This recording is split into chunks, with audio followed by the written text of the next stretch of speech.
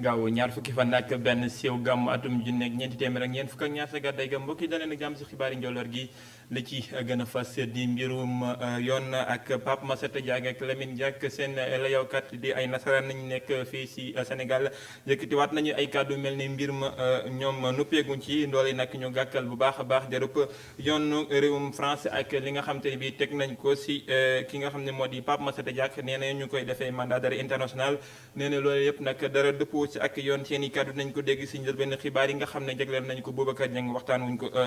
jagleel moom dong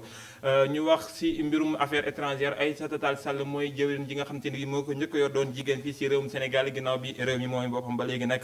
moom ginnaaw bu mu yeggee si boobu le ministère wutu fa ki nga xam ne moo di Amadou Ba xeexam bu njëkk mu ngi ko bëggee jagleel xeex ak li nga xam te ne bi moo jëm si mbëkk mi di ndaw ñi jël gaal yi wutali bi ci réew loole nag mu ngi si ñaan jàppale ki nga xam ne moom la fa wutu ki nga xam ne moo di Amadou Ba ngir liggéey boobu mu gën a mucc ayib ak li nga xam te ne bi moom la njiitu réew mi président teg si loxoom njiitu réew mi président Macky Sall li nga xamante ni bii noonu la soppee gouvernement gi nag doxalin wu yees loolee moo nekk waxtaanu article de la semaine las di yéenekaay bi daal ci def ab xët boo xamante ni bii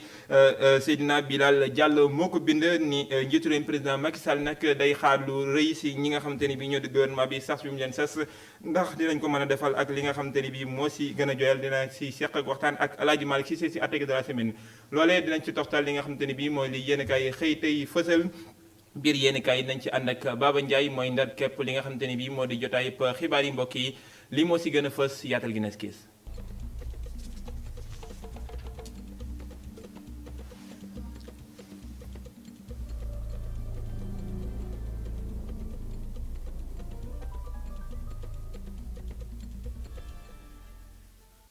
kaddu yi avocat wu Lamine Pape Massata Diack yu nasaraan yi nga xam ne ñëw nañu fii si réewum Sénégal adduwaat nañu ginnaaw bi nga xam te ne bi moom Pape Massata Diack teg nañ ko daan di mandat d'arrêt international fu mu mën nekk si réew mi xam ne daan nañ ko foofee sa tugal di Antoine Bokiye ak ki nga xam te ne bi moo di Marie Sophie ñoom ñaar ñëpp nag ñu ngi ñaawlu baax a baax boobu les mandat d'arrêt international dafa mel ni ñu ne ñi nga xam te ne bi ñooy yëngu si wàllum yoon ak yoonal sa tugal dañuy daal di doxee nu leen neex te ñaawlu nañu tamit ni nga xamante ni bii noonu la ñu tegee loxo Baye di Pape di Lamine Diack foofee si diwaanu tugal loole yépp nag di waxtaan woo xam ne seq nañu ko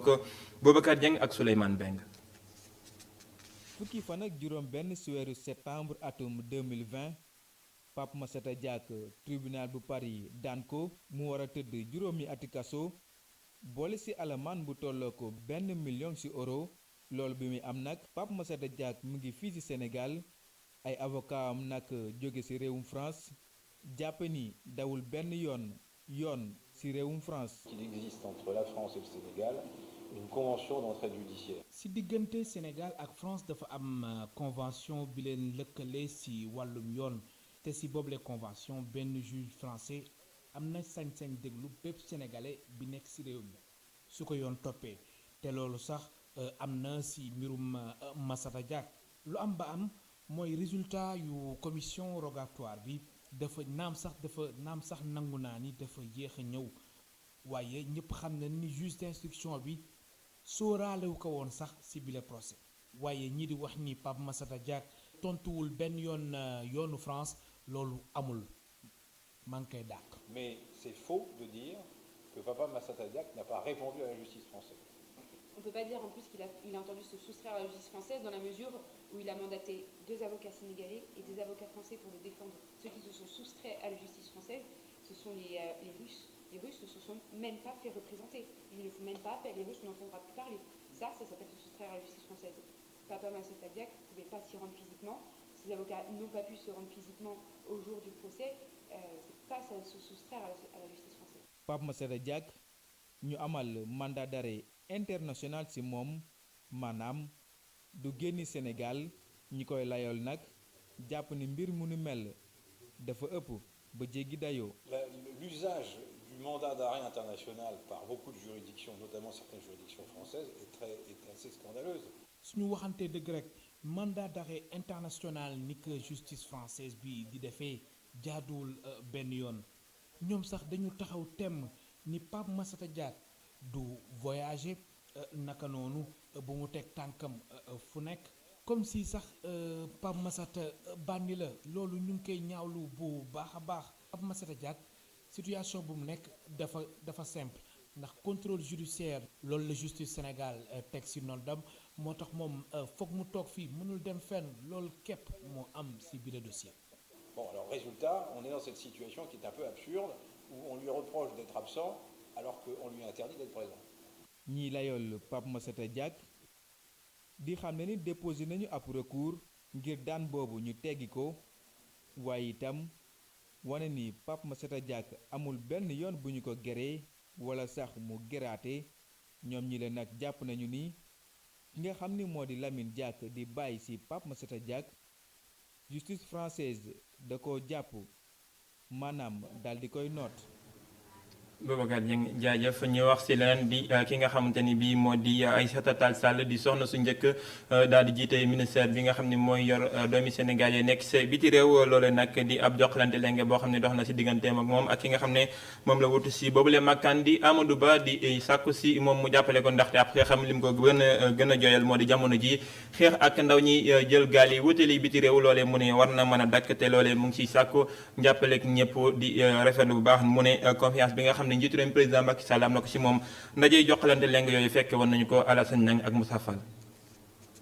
fii si ministère des affaires étrangères et des Sénégal de l'extérieur di ministère bi ñu dénk mbiru bitim réew ak Sénégal yu nekk foofu la ci biti réew ginnaaw bu ñu tàbbee maître Aïssata Tall Sall def ko njiit ci boobule ministère ku fi nekkoon ministre di Amadou Ba daal dina ko jox lenge yi Amadou Ba moomu leen sax di gërëm njiitu réew mi président Macky Sall. liggéey naa fanweeri at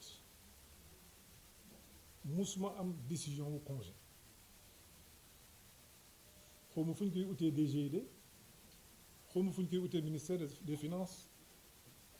affaires étrangères defaluñu ma ko pour man liggéey rek la nit ki war a def bu ñuy wax dafa am loo xam ne moom nga war a jiital toujours la tax ñuy wax yàlla ci loxo président Macky Sall la ko jaarale loolu du lu may fàtte loolu du pression moo mën a tax ma varier ci loolu parce que pour man warul am loyauté de circonstance warul am loyauté à géométrie variable on est loyal ou on l'est pas.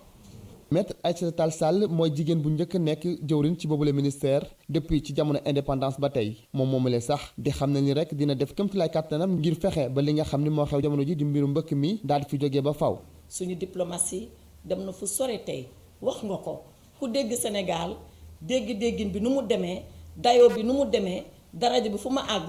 tolloowul sax méngoowul sax ak suñu koom-koom ak suñu am-am mais loolu nag dañ ko liggéey lu yàgg ci jamono maam ya depuis président Senghor Abdou Diouf Abdoulaye Wade ak moom mi Macky Sall nag bi ñu nga xam ni dafa gën a dëgëral mbir mi ba tey alhamdulilah rabbil alamin mandarga yooyu ñu waxoon sànq yépp Sénégal am na ko mu doon ay ndam yu am solo ci biir àddina bi. ngir gën a mën a liggéey ci boobule ministère Aïssata Tall Sall di wax ni rek moom pare na ngir amal liggéey bu jaar yoon waaye tamit di tàllal loxoom ki nga xam ne moom la fi wuute. suñu xaritoo ñun ñaar ak suñu diggante ñun ñaar noonu la ko yàlla defee wante nag état moom état rek la noonu rek lay doxee te mu war a jàpp ni moom kër gi këram la du fi mës a génn en tout cas ndegam maa fi ne moom du fi mës a génn lépp loo xam ne jaaxal na ma dinaa ko laaj. am na lu bëri ci diir bu gàtt lu ma jàngal ci kër gi ak nit ñi am solo ñi fi nekk di ko doon jàppale ci liggéey bi kon bokk Amadou man dama lay sant di la gërëm di la sargaal di la ñaanal yàlla di la wax ni fii nga jógee tey yàlla na fi nga jublu gën a kawe. mbokk xarit ak xamel ñëpp daal dinañu ñëw teewee installation Aïssata Tall Sall ci boobule ministère waaye mu mel ni ci bile ndaje dañoo fàtte dogal bi nga xam ne moom la président Macky Sall jëloon tere lépp loo xamante ni moo di ay mumbaay ci genre cérémonie yi ngir jàmm am ci réew mi ak àdduna bi yëpp daal nañ fa amal ay ñaan.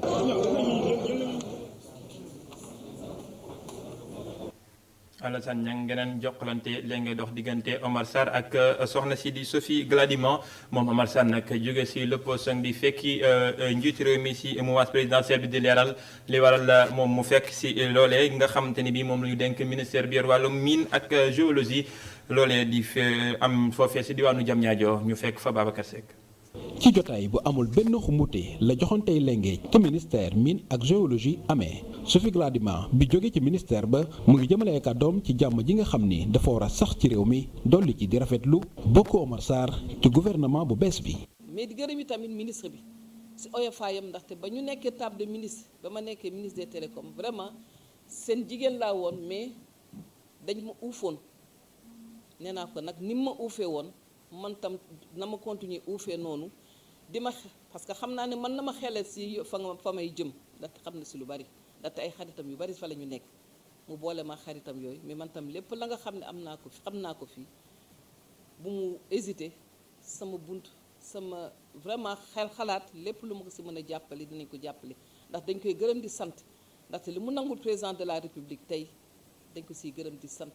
di ñaan yàlla jàmm boobu law ba wasaaroo fépp. Omar Sarr di ministre bu bees mine ak géologie xamle na ni bu parteem bokkee ci gouvernement bi dafa fekk ne réew mi dafa soxla dal ak booloo. di leen wax ni aussi lu nu président de la république sant xam nañ ko bu baax parce que ñun ñoo ngi bokk si ñu yaakaar ni Sénégal te ba gën a war a nekk benn ku nekk mën nga am sa xalaat mën nga am sa gis-gis mais Sénégal benn la il faut que ñu dooleel ko. Parce que lii xew ci bitim réew lii xew ci réew yi nga xam ne ñoo ngi nekk ci à côté du Sénégal rek war na ci frontière du Sénégal war na tax ñu gën a xoolaat suñu bopp ñu gën a defaruwaat pour téye suñu réew fexe bay développer beneen politique ba nga xam ni dana tax Sénégal yëpp ci seen bopp xam seen réew gën a jàpp seen réew. ñaari ministre yi nga xam ni ci poste yi nekk lu bees la ci ñoom xamle na ni dinañu jublu ci liggéey bi ci ni mu gën a gaawee ngir matal yaakaar bi nga xam ni njiitum réew mi teg na ko ci ñoom. Babacar Seck Aminata Touré moom jóge na ci bopp conseil économique social et environnemental jokkalante léegi nag doxul digganteem ak moom ak Idrissa Seck ndaxte moom Idrissa Seck teewul woon ci boobu la ndaje teewul nag ki nga xamante ni bii moo di Aminata Touré yëkkati na ay kàddu yooyu les kàddu nag dégguñu ci benn yoon turu njiitu réew mi président Macky Sall muy xamle ne foofee mu nekkoon du màkkaan bu ñu waxee politique waaye mu ngay dig taskatu xibaar yi ne fii ak fan yi ñu dëkk man dina def beneen déclaration boo xam ne moo jëm ci wàllum politique loolee ci fekk ak moom Abdou Guèye Kassé ak Seydina Mbaye. mu taxaw ci hall bu CSE Aminata Touré di présidente sortante institution bi lee daal dinay gërëm ñi nga xam ne ñoom la doon liggéeyal naka noonu tamit personnel bi yëpp wante moom mi lee yëkkatiwul benn kàddu daal di koy jagleel ki nga xam ne moom mooy njiitum réew mi wala ki nga xam ne sax moom moo ko wuutu ci bopp kuréel gi lee Aminata Touré di xamle ni nag su lu yàggul dara dina génn wax lu jëm ci ëllëgëm ci wàllum politique. ku ci ne bën ngaa laaj question politique waaye daf dul béréb ndax république dañ koy séparer ak politique. man loolu laa xam fii du ma wax politique fii ci béréb bi nga xam ne mooy conseil économique et social waaye ni ngeen ma xamee xam ngeen ne Aminata Touré dina wax ak yéen ci politique incha allah ci diir bu gàtt. ci déclaration bi nag moom daal dinay ñëwaat ci mbëkk mi nga xam ni jamono ji lu muy faat ci ndaw dafa bëri lool ki fi nekkoon njiitum jëwriñ yi lu muy sàkku rek mooy ñu daal di gunge ndaw ñi rax ci dolli daal di leen di jàppale bu baax a baax. jàppale sunu ndaw ñi kooku bëggoon naa profiter ci occasion bi wax ko. ndax am na loo xam ne lii ñun ñëpp tiis la ci ñun en tant que yaay en tant que responsable sunu xale yi nga xam ne ñooy ñu koy waxee mbëkk gaal gi te kañ suñu jeunes yi liggéey ak la jeunesse wax leen ne l'avenir leur avenir est ici au Sénégal leur avenir est ici en Afrique wax leen ne duñ leen mën a mus a sori toujours dinañ ànd ak ñoom expérience bu ndaw bi nga xam ne am nañu ko ñu partagé ko ak ñoom mobiliser leen ba nga xam ne bii dinañu tekki fii ci seen réew. Aminata Touré ku ko wutu ci bopp conseil économique social et environnemental moom mooy patron wu réew mi di Idrissa Seck ñoom ñaar ñii nag topp ñu li nga xam ne moom mooy tradition bi ndaxte defuñu lii di passation de service. Idrissa Seck moomee mu wuute ci bopp conseil économique social et environnemental fekk gi mu fekk njiitu réew mi way di naqari ba léegi ñi des ci l'opposition bi waa ànd jëf PADS ci njiital Mamadou Diop Decroix jàpp ne loolee ak lambi sol ci wàllum politique loo xamante ni bi jamono yi ñu nekkee soxlawuñu ko ndaxte am na yu gën a ñor askan wi waaye teewul nag moom muy woo askan wi ak ñi des ci l'opposition bi ñu gën a takk seen digg te wéyal xeex bi ci fekk ak Boubacar Dieng ak sa Souleymane Beng. Mamadou Diop Decroix mu ngi doore ay kàddoom ci joxe xalaatam ci tabb gi ñu tabb Idrissa Seck ci conseil économique social et environnemental boobule tabb ak yeneen yu bari sax Diop Decroix jàpp ni doonul loo xam ni moo gën a jàmp fi mu toll nii. président Macky Sall li nga xam ne waroon na ko mën a tere nelaw mooy itam xiif bi am ci réew mi ren nawet bi tane na alhamdulilah waaye saa yu nawet bi tanewut rek xiif daal di dugg ci réew mi ak li ñu naa malnutrition parce que nit ki mën naa bañ a xiif waaye ba noppi itam du wér ndax la muy lekk baaxut donc yooyu yëpp mi ngi ci te waroon naa mën a tere nelaw président bi réew moo xam ne mii mbay ak ni mu amee solo ren ji bu ñu seetee alal ji meññ ci réew mi at ba at ma dellu si bu dee téeméer mbay mi ngi ci fukk waaw ma li ci mbay mi di peese fukk la lu ci bare ca alal joojee day génnaat am na réew yoo xam ne ci Afrique poids bi mbay mi am diisaay bi mbay mi am ci alal ji yokku téeméer boo jël nekk na fanweer mbaa ñeent fukk bàllu ko ëpp. ci wàllum jafe-jafe jamono ji nag Diop Decroix di woo ñëpp ngir ñu boole seeni doole. problème yi nu jànkoonteel li fekk takkunu sunu ndigg ndangoo sonn pour régler problème yi du lijjantiku ba ilaa yow mi diin il faut nu xam ko te waxante ko ci sunu biir waaye nag yaakaar ne dañuy toog ci grand place yi tegale suñuy tànk di naan ataaya di dal ci kaw Macky Sall ci làmmeñ dina ko lijjanti déedéet. ànd jëf PADS di sàkku itam ci ku jëkk politique gi suñu booloo doon benn ngir gën a mën a am doole ci mbirum élection yi. opposition bi nag tey la Waalo gën a aay wax naa leen ko peuple bi moo doyal kon opposition bi dafa war a organiser continuer gën a dëgëral ak nekkam ci wetu askanu Sénégal mais en même temps ñu lëngoo bu dëgër ci jafe-jafe yi nga xam ne mën naa am ci mbirum élection ak ci mbirum liberté. Mamadou Diop Decroix jeexale ay kàddoom ci joxe xalaatam ci li ñu wax ni lii di conclusion dialogue national bi moo indi yenn coppite yi ci nguur gi moom mi la sax jàpp na ni coppite yooyu amul benn yoon bu mu laaleek conclusion dialogue national bi. ndawil parti réew mi ñoom tontu nañu ñi nga xamante ni bi ñooy l'opposition bi dal ci kaw seen njiit la di Idriss Seck rawatina waa FNR front boobee nga xamante ni bi moo ëmb ñi nekk ci l'opposition bi nee nañu Idriss Seck ci boppam moo dàq boppam ginnaaw ba mu fekk ci njiit réew mi ci googale kuréel ñoom nag ndaw ñi nee nañu kuréel googu mënta dàq kenn ndax di du kuréel goo xam ne dañoo jëmoon ngir élection waaye kuréel la goo xamante ni bi dajalum politique képp la woon amuñu genn warluwaay gu ñu war a mën a dàqee kenn ba ci seen njiit réew seen njiital parti boobee di réew mi Mori Gueye mooy responsable yooyu leen ndaw si ay kàddoom ñu teewlu ko si micro Mouhamadou Rasoul Kane. président Idrissa Seck yaakaar naa ne depuis fukki at ak juróom ñu ngi ànd ak moom musuñu ñu wax lu dañ musuñu ñëw dugal ci loo xam ne guuta la kon tey la suñu ànd ak moom gën a firndewu tey la jeunesse su parti bi gën a nekk ci ginnaawam tey la ñu war a ànd ak moom gunge ko ci li mu jëm te ma koy rassurer ne ko ne na xelam dal ndax ndaw yi nekk ci ginnaawam ay ndaw yu pare lañu. dinañ nekk gardam nekk avant gardam nekk bouclier ci action politique bi nga xam ne moom lay mettre en place en collaboration avec le président Macky Sall li ci des mooy jot nañ xibaar ci ay yenn kuréel yoo xam ne sampoon nañ ko mu nekk ay structure politique lu ci mel ni Front de résistance nationale génn nañ ab communiqué ne dañoo dàq président Idrissa Seck ma leen di wax ne leen kuréel googu amul sañ-sañu dàq kenn parce que c'est pas une entité électorale c'était une coalition politique de circonstance pour mener des combats faj ay jafe-jafe ba ñu paree ci élection yi normalement Front de résistance nationale amatul woon sa raison d'être donc man damay jaaxle bu ñu waree génne communiqué di attaquer ay nit simplement pour se faire sentir wala di wane ne ñoo ngi fi donc Front de résistance boobu amuñu de leçon à recevoir ci ñoom parce que ñëpp ñi fa nekk tey jii li leen naqari ñu wax ko te dee mooy li seen chance commencé jeex ci élection présidentielle.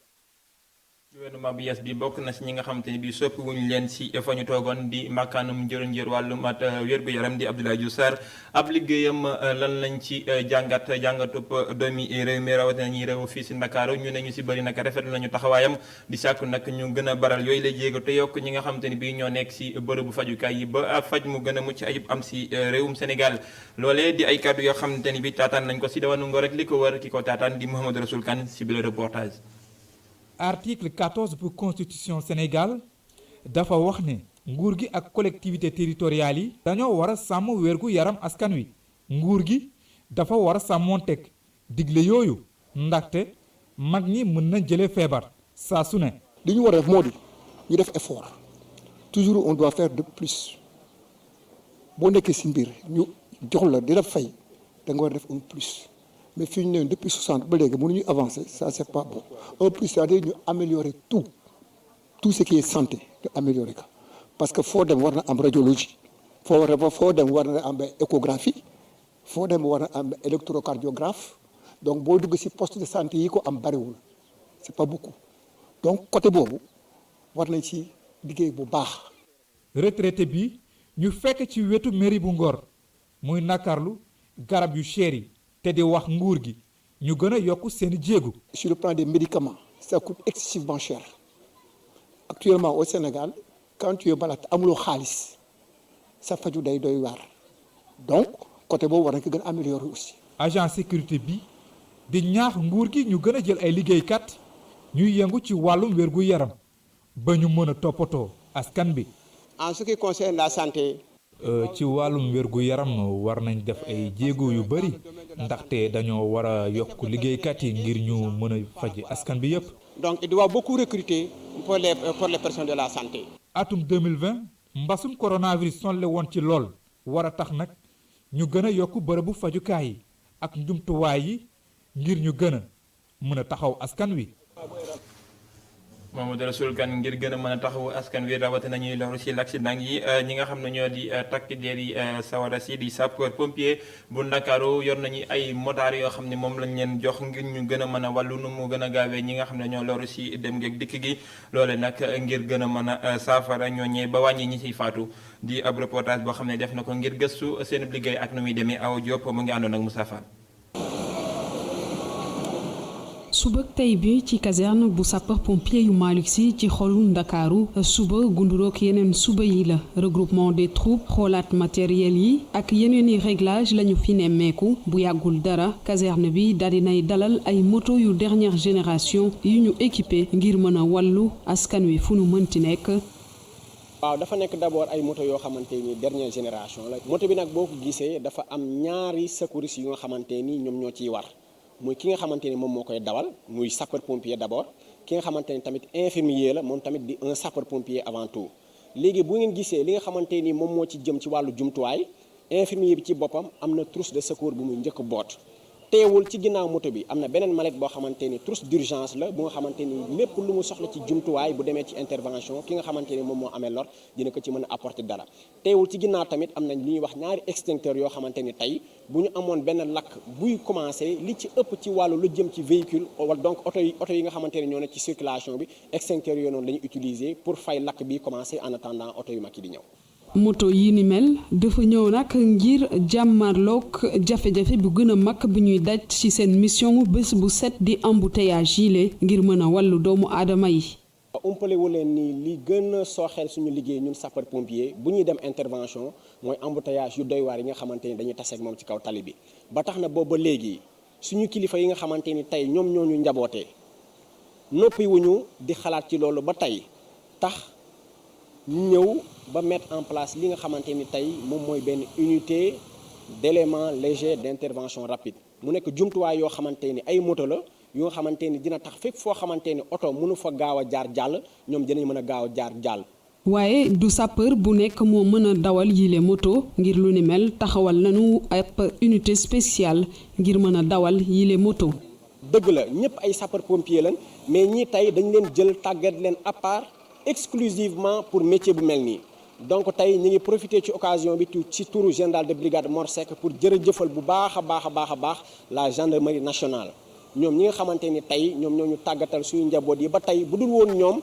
lii unité bi doon tey mën nañ ni tey du ko doon. gannaaw oto yi nga xam ni ñooy ñëw ci ay intervention yu sapeur pompier yi bés bu set moto yile daañu leen déployer ci bërëb yi ñu duppee zone endémique bu suba jotee ba ngoon ngir mën a di wuyu ci wuyu bi gën a gaaw wooteeg wàllu bu askan wi di seen mission bés bu set sowe ay bakkan.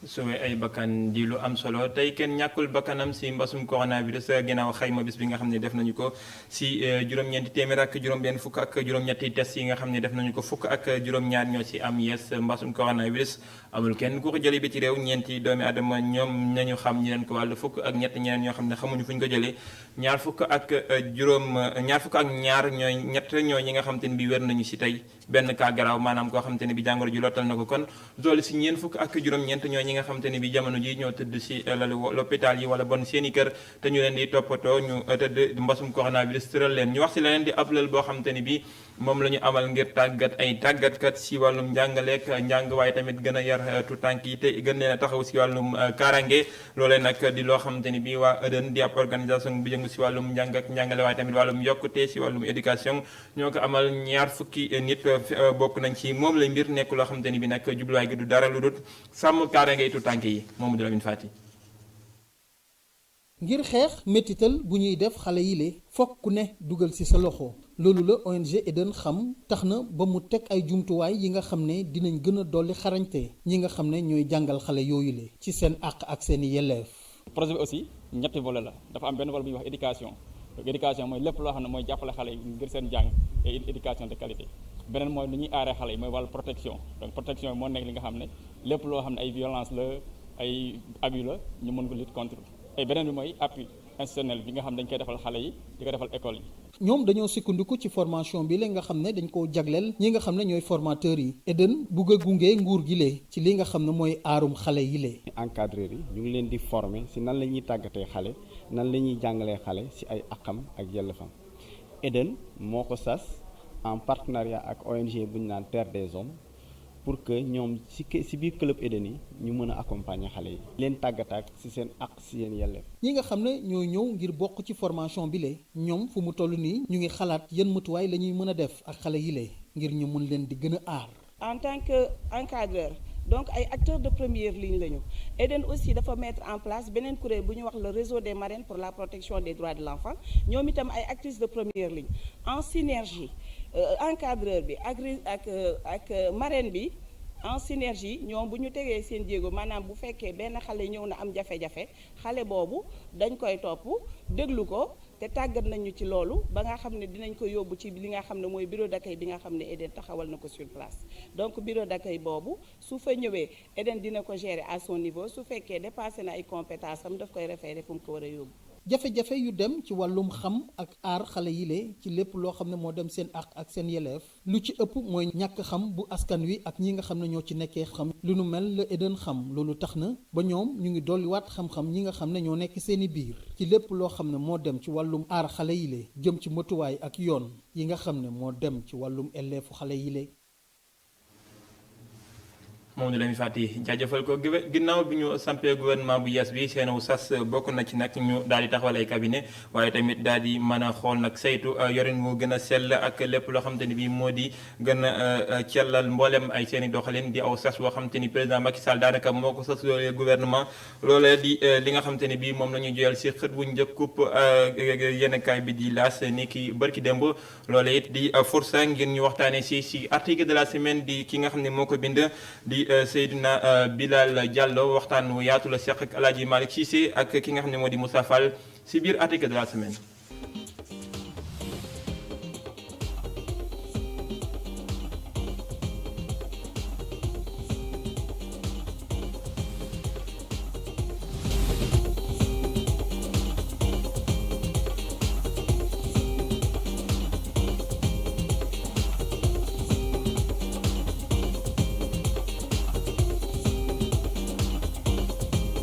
ginnaaw ba Sénégal amee gouvernement bu bees waxtu liggéey jot na Macky Sall fas yéenewul may dara fanweeri ministre ak ñett yi ak ñeenti secrétaire d'État yi ba mu ko tegee ba pare dafa ñëw di accélérer di yëngal ñi mooy ndaw réew mi ñi nga xam ne jot na leen nommé dernièrement déjà dafa tere lépp lu jëm ci Mumbai ak ay fête ci passation de service yi ñu doon def daf ko tere mu ñëw teg si ci conseil des ministres mu ñëw ne nañ gaaw teg seen i cabinet ba pare ne ni ñuy gérer département yi fu mu mënta nekk station yi ne nit ñi def de telle sorte que mu am njub ak leer lépp lu ñuy gérer mu leer nañ mu ànd ci mu gaaw ba nga xam ne population bi nit ñi dañ gis njëriñ ci gouvernement bu bees bi donc loolu loo teg mais man gëm naa ne loolu yëpp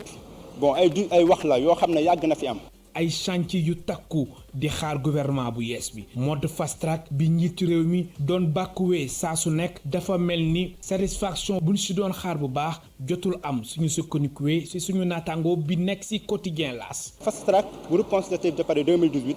dafa ba mu demee ba Paris dafa waxoon ne dafa sentir ne lépp a yéex ni ñuy liggéeyee dafa yéex donc faaw mu utiliser terme bu ñuy wax fast track maanaam gaawal mais boobu 2018 gisuñu dara lu gaaw. équipe d'attaque lay wax mais. équipe d'attaque boobu man daal li ma gëm mooy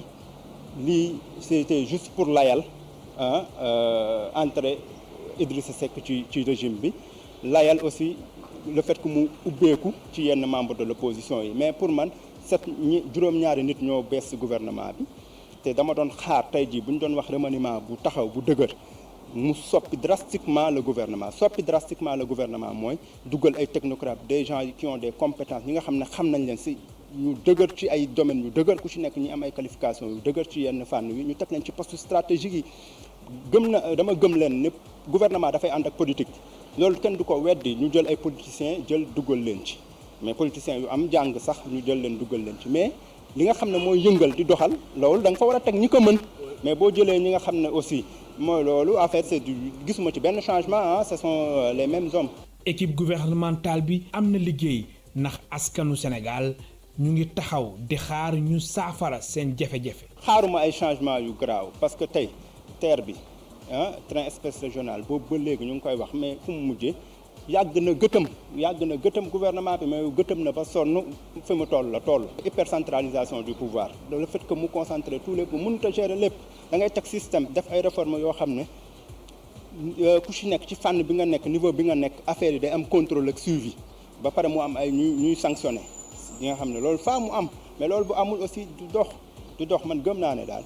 boo xoolee c'est le même gouvernement. si boobule jamono njiitu réew mi amal ay coppite ci conseil des ministres ndax juróomi nomination nemmeeku nañ ko si. ba Macky ñëwee au pouvoir mooy premier gouvernement wu Macky 2 bi boo xoolee ba mu ñëwee ku ci mel ni Thérèse Faye nga xam ne moom xeexkat la depuis université ñu doon toj ay boppam aka lu nekk dund na ko ngir Macky Sall moom da doon xaar nekkoon ci position bu stratégique nekkoon du jiite COJER te d'habitude boo jiite COJER bu yu mel noonu amee rek yow la ñuy def ministre de la jeunesse loolu nag ñu tëb ko jël nee na Fatoumata Tall def ko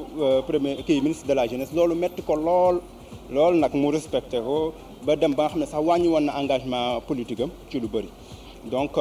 ginnaaw loolu nag tey jii Macky bu ñëwaatee jox ko poste c'est juste pour delloo ko wàccuwaayam nee xalaat ko tuuti war na ko ni ci yëf yi nga bokk ku ci mel ni Doudou Ka moom ba ñu créé FONGIP ba léegi foofu la nekk donc amuloon mësut am évolution mais man dama jàpp ne tamit gouvernement Macky Sall ak ay lépp lu jëm ci administration bi souvent politique bi da ciy am doole. donc moom yóbbu nañ ko ay BDSA ki ñu fa nekk mooy maire Malicounda. gouvernement bu bees toog njiitu réew mi taxaw di leen xaar ci ay résultats yu am solo.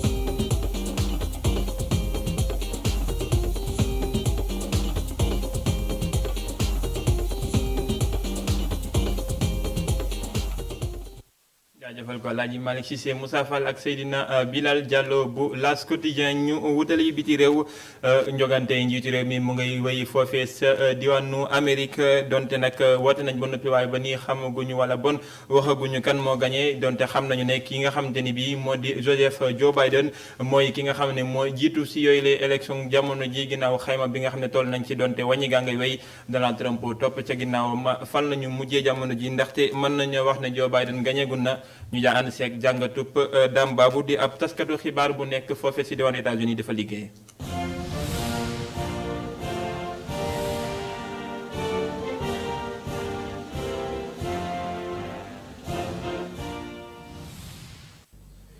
élection Amérique moom fi mu toll nii moom mën nañu jàpp ne Donald Trump moom ay mbiram jeex na ndaxte état yi nga xam ne sax ci lay yaakaaroon ngir mën a dellu si waat ci li nga xam ne moom la ko Joe Biden rawee benn bi nga xam ne moom la ci gënoon a yaakaar muy la Georgie ki ko mujj a gagné ci ab démocrate mi ngi nekk Bill Clinton ci 1992 ba léegi te itam ci xarnu bi ñu nekk yépp ñetti démocrate ñoo ko fi mas a gagné te kenn ki rek moo ci dëkkul ci état yu sud yi ndaxte Bill Clinton moo ñoo ma dëkk loolu moo tax ñu ne mënoon na koo gagné ki nga xam ne mooy Jimmy Carter te mu gagné woon ko en 1976 moom mooy gouverneur état bi sax loolu kon bettul woon kenn crédit rek moo mas a jógee feneen ci Amérique dem ci sud bi gagné fa état bu mel ne Georgie te fi mu nekk nii état boobu lañ doon xaar ndax bu dee fu muy jëm te ñëpp wan xam na ne fi mu nekk nii li fa mujj a jóge léegi Donald Trump Joe Biden moo ko faraw état bu mel ne Pennsylvanie nga xam ne moom bu ko Joe Biden gagné jarul woon sax muy soxla Georgie jarul muy soxla Arizona wala Nevada te yooyu yëpp moo faraw fi mu nekk nii Pennsylvanie rek doy na ko ndax ñaar fukki délégué la am te mi ngi soxla ñaari téeméer ak juróom ñaar fukk ci ay délégué te dugal na ci poosam fi mu nekk nii ñaari téeméer ak juróom fukk ak ñett loolu kon moom mel na ne féete na boor ndaxte jàpp nañu ne bala moo yàgg ci heure yi di ñëw Pennsylvanie ak Georgie yëpp boo moytul dana nekk lu officiel loo xam ne gagné na ko Donald Trump nag li muy wax naan dañu bëgg a njuñ njaaj élection yi bettul ñu baree bari ndaxte ay semaine a ngi nii mu doon wax naan ñi nga xam ne dañuy ci poste bi la ñuy jaarale seen i wot dañu faa nar a jaare pour micmac pour sàcc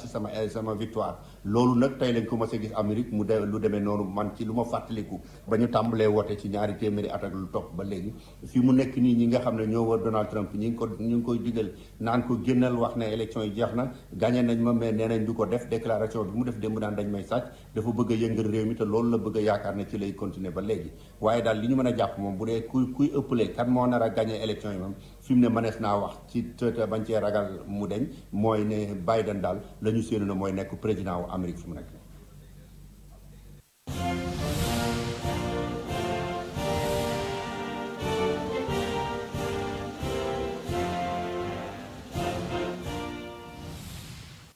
Biden moo jiitu bu ñu sukkandikoo si daam baabu ak li nga xam ne noonu la résultat yi wane foofee sa diwaanu États-Unis yi nga xam ne ñu ngi nekk si jongante njiitu réew ñu del si réewum Sénégal wax li nga xamante ni bi moo xëy fa si yéenekaay yi ñu ànd seek Baba Ndiaye. mbaa yéena nga ca ginnaaw bi ñu tekkee ndomal tànkam ci bopp conseil économique social et environnemental Aminata Touré jébal na léegi Idrissa Seck ci ndaje bi nga xam ne amal na ko niki démb ci la porox ndolu yëpp bi dëggam ci bopp réewum Sénégal yéeglekaay yëpp ñëw ci ndaje bi nga xam ne Aminata Touré amal na ko démb ca conseil économique social et environnemental Sud Quotidien mission ba jeex na tàkk léegi c'est fini julli tubaab Aminata Touré jóge na ci bopp kuréel gi di CSE rax ci dolli diggam ak njiitu réew Macky Sall bu doon sëy la ñu ne tas na tasar ndax léegi daal ñoom ñaari gaay ni seen diggante dafa ñagas te tëbal gënu ko def ci bopp kuréel gi lu ji njaak mooma les économies Aminata Touré ci démb boobu mi jëno taskatu xabaar yi ngi jébal léegi Idrissa Seck bi nga xam ne démb tegu fa tànkam tuddul benn yoon njiitu réew Macky Sall ba noppi ki ko wuutu tam ci bopp kuréel gi tudd ko taasu ko laatu bi ne diggante idée ak Macky yat wi kay Aminata Touré la njëkk dal te démb moom mi Aminata Touré daal lank carré ba tëdd si naaj bi ne du wax mukk lu jëm ci wàllu politique ndax foofee nga xam ne mooy conseil économique social et environnemental du bërëb ba waaye terewul nag wax na bëgg-bëggam ak li nga xam ne mooy xemem tefam ci réewum Sénégal Aminata Touré ne du yàgg dara dinaa génn wax ak askanu Sénégal gépp ci samay bëgg-bëgg ci Sénégal Aminata Touré nag ne sama bëgg-bëgg ak sama engagement ci wàllu politique du jeex mukk ci Sénégal xanaa kay ma tàggali ko ak sama bakkan source a ne Aminata Touré kay tàmbale na guerre bi libération ne APR ak opposition bu Sénégal jamono ji nag njàkku luy baax la fen sedduru bu dee parti njiiti réew mi ba ngay yëngu l'opposition bi tamit ma ngay tocc ndax kenn demul mu des li am diggante Idée ak Macky Mamadou Diop Decroix ni moom daal xelam mënu ko nangu daa mel ni sax kuy gént ba noppi ne Idée ak Omar Sarr dafa mel ni ñoom ñaar ay extraterrestre lañu ndax seen mu jëf gi ginnaaw bañ jëlee seen bagage dem ci njiiti réew Macky Sall la munta nangu ba tey ji moom Diop Decroix keneen ku àddu ci mbirum Idrissa Seck mooy Ousmane Sonko njiitu Pastef ni Idi ak taxawaay bi nga xam ne am na ko ci langue politique gi mooy tilimal ba noppi yàq deru politique gi ci Sénégal laas ne Mamadou Diop Decroix ginnaaw déggoo gi am diggante Idrissa Seck ak Macky nee na mbir mi commune gu rëy la maanaam dil la moo dox diggante Idée ak Macky Walf Fadjri ne en tout cas Macky ak Mimi moom sëy wa tas na maanaam ci kaw gàttal dara doxatul seen diggante Vox Populi jox kàddu gi Amadou Ba Aly Ngouille Ndiaye ak Aminata Touré ku nekk yebbi say dëgg ginnaaw ba ñu teggee seen ndombal tax gouvernement wu yees bi ñu samp ci mim réew Mamadou Diop Decroix ne amu ci yaakaar tey ni ki ëllëg ndaxte nee na yoon wi nga xam ne ñu réew Macky Sall jël na ko yoon wi amul mucc la li am ci ëttu politique ci réew mi moo ëllëg tugg maître Moussa Diop ci Walf Fadjri ni waruñoo def politique rek ngir xas ak a toroxal ñi nga xam ne ba dara norulee dara ñoo doon jàppal tànk di la taxawu ci fu ne ak ci lu ne les économies Omar Sarr ba ngay bëgg a toj parti démocratique sénégalais bu sunu maam Abdoulaye Wade bàyyi Karim Wade ginnaaw bàyyi kàngam fàqe ci PDS dem ci ñoom Omar Sarr yëglekaay bi ne dina am yeneen ponkal yoo xam ne PDS la ñuy jóge dem ci Omar Sarr ak gaayam ñi jóge ci l'opposition bi dem ci njiitu réew Macky Sall Barthélémy Dias ni mënees na noo xaar yeneen diil ci l'opposition bi ndax dina am ñeneen ñu fekk ci l'opposition bi dem fekk njiitu réew Macky Sall ci nguur ci daara ju kawaja démb tàng na jër ginnaaw jóorantey xeer yi nga xam ne tàmbali waat na diggante alkaati yi ak ndongo daara yi ndax étudiants yi nekk ci master 2 ñu doon sàkku ñu fay seen bourse ndaxte nee nañu fukk ak benn weer ngi ñu koy sàkku ba tey ji France daal di xëddeen ba tax ñu wàcc mbedd bi yëngu-yëngal taal pono yi baare mbedd yi oto demul oto dikkul yëglekaay bi ne am na benn étudiant boo xam ne bal lañu ko fëgg La Tribune ne musiba dëgg nag moo am ci géej waaye ndax benn néew bu dem bay tàmbalee yàqu moo génnee ci géej gi teeri ca plage ba mais da ngay seet loolu rek.